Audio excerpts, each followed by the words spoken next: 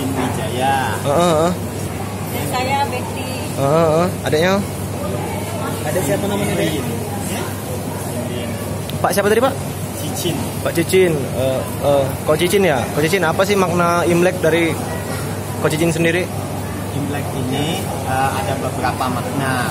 Pertama dari, kalau saya Buddhis ya, kenalnya karena penanggalannya itu dipakai sebagai catatan penanggalan agama Buddha.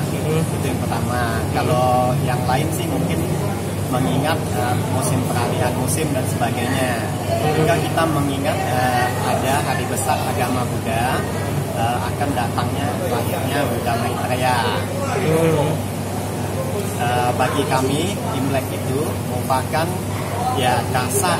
Jadi kalau kita ngomong tahun baru, merupakan dasar untuk meniti di tahun berikutnya dan mengingat apa yang sudah kita kerjakan masa lampau, sehingga bisa melakukan koreksi diri dan menuju apa yang terbaik untuk di depan. Itu doanya Pak ya?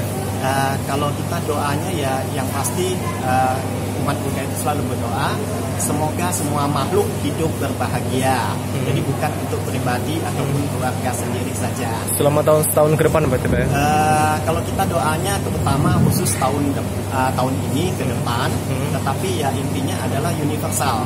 Jadi semuanya sampai di tahun-tahun berikutnya lagi.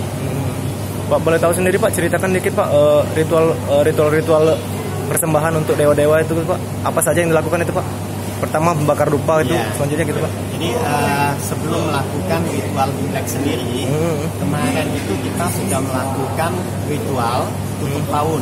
Jadi tutup tahun itu intinya adalah mengucapkan puji syukur, berterima kasih atas berkah perlindungan dan segala sesuatu yang telah kita dapatkan.